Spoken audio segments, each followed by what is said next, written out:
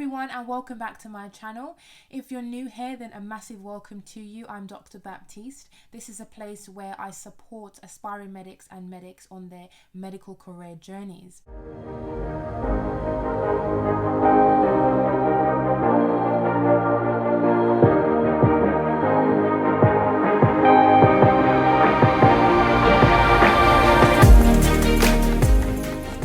In this video, I'm going to talk you through how much doctors earn. In my last video talking about earnings and money, which you guys enjoyed so much, I discussed how much GPs earn. So you may want to check that video out, and you can see it on your screen now. So don't forget to subscribe if you haven't already. And if you like the video and want to see more, then why not give it a thumbs up so I know that the content has been useful for you guys. So in this video, I'm going to be using a couple of main resources, one being the BMA, which if you're not a member, then I will suggest you join right now because they have so many benefits for you. I will leave a link in the description box below for you to click on and join if you're not a member. So before I get into the numbers, we need to go over the career path of a doctor, just a standard career path really.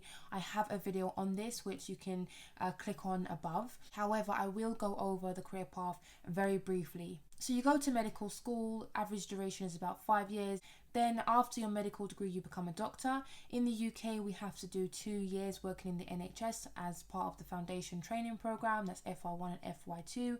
And then you can go on and decide which kind of career path you want to take really, if you want to become a physician or a surgeon ultimately. Before you can become a physician or a surgeon, you have to do a few more years. So that's core surgical training or core medical training. There is also something called ACCS. Once you finish one of the two, then you can specialize and become, whether that's a cardiologist or a respiratory doctor, different lengths to the training programs. So there are also run-through training programs like general practice, which again, if you don't know much about that pathway, I would advise you checking my video out, which you can see on your screen right now. Other run-through training programs are things like paediatrics and radiology. That's everything in a nutshell. If you want a bit more information, then like I said, check my video out. And so now you're up to speed with the career path of a doctor. If you weren't already, we can talk about the numbers.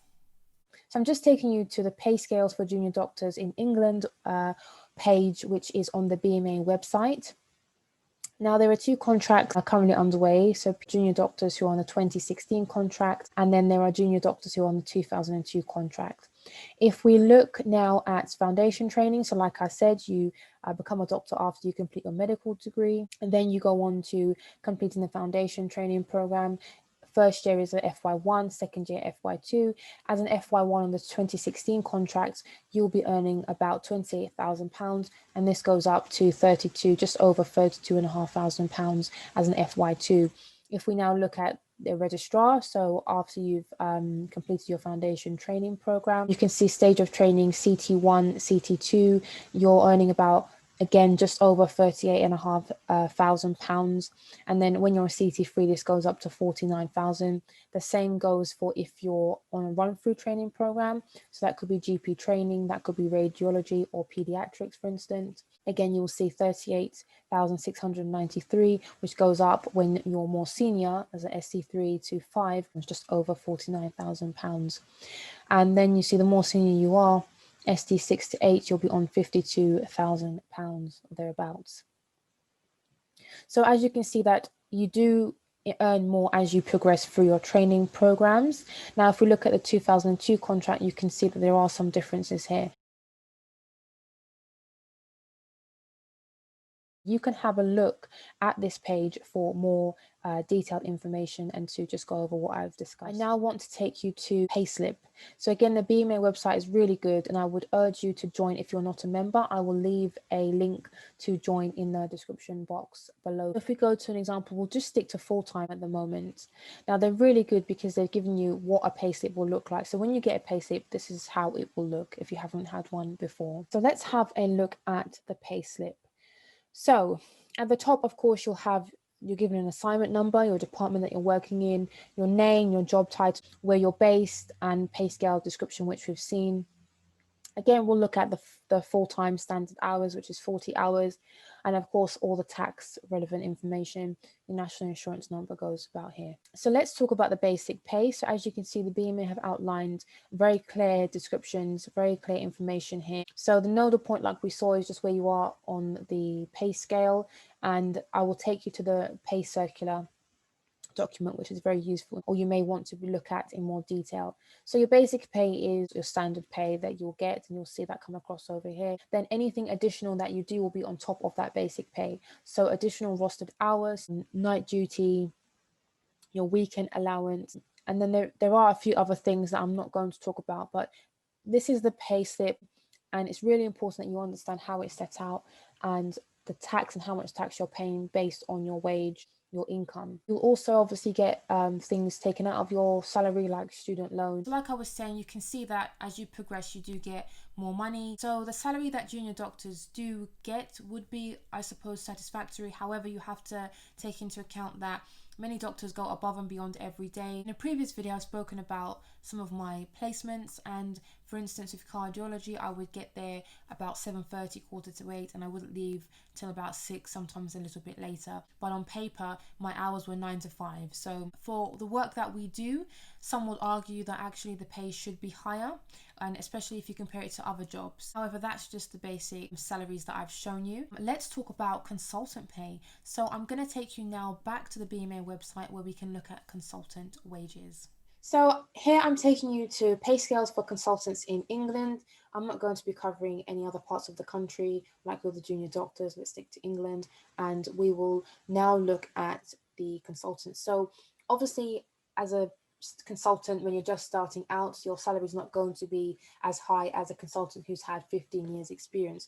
And as you can see, a starting salary is about £79,000, or just over £79,500, and this goes up every year. And this is on the 2003 contract. So consultants who were on the contract pre-2003 see that the salary is slightly different. So things called Clinical Excellence Awards, and this is 2019, and you can see there are different levels and the amount that this equates to. So that's basically consultant pay in a nutshell. Okay, so let's go to the full pay circular 2020 to 2021. And this document is very important. It tells you everything that you need to know, really. So again, this is what I was showing you beforehand. You can find that here. Now, if we talk about the nodal point, you can see here, it tells you the value of that. And you can read a bit more about the nodal point. Again, here you can see it talks about weekend allowance and how often you're working, and then how much that equates to. As you can see here, it says hard to fill training programs. So they will offer a bit more money to those on these particular training programs. I found a resource which I will link in the description box below, saying that plastic surgery was the highest paid specialty, and then it was trauma and orthopedics, and then neurosurgery and cardiology. Of course, if you do work in these specialties, there is a potential to earn a lot. But in terms of consultants, if we just look at consultants, once you're a consultant, you have the potential to do private work. This also goes for general practitioners. So the salaries are very variable, and it also depends on, your expenses and how much you have to pay back, for instance, with student loans. Of course, people coming after me have much more debts than I have. It really depends on your expenses, your situation. If you do look at a consultant level, the potential to earn is there because you can do private work. But also don't forget that when consultants do undertake private work, they are doing this in the evenings and weekends, and sometimes on their annual leave as well. So although doctors can earn significant amounts of money, like I've said in my previous video where I talk about GPs, it's about how much you put into it. So if you want to work around the clock, then of course you can earn loads and loads of money, but just also remember that it's not all about the money. It's also about your quality of life. I've spoken about work-life balance in a previous video. So it really depends on you and your circumstances and what you want to do. So now what I want to briefly talk about is exception reporting for junior doctors. This is really important if you don't know about it already. So again, on the BMA website, it talks about what you should exemption report. Now, when I was a junior doctor, when I was doing my GP training, there were many times, like I was saying, where I would work beyond my hours. And what you can do is you can document this, keep a record of it, and sometimes you get the time back in lieu, or you can get payment. You can see difference in total hours worked than what was set out, rest breaks not taken, and check obviously how much you're entitled to. Missing teaching, which happens quite a lot, so make sure you make a note of that. And even levels of support available. So sometimes, you're thin on the ground in terms of doctors or in terms of senior support. So this is really important for you to feed back to the trust and to your supervisors. Again, it talks about who you need to submit it to. And here we go. It says educational supervisor. And also it should be sent to the guardian of safe working for issues.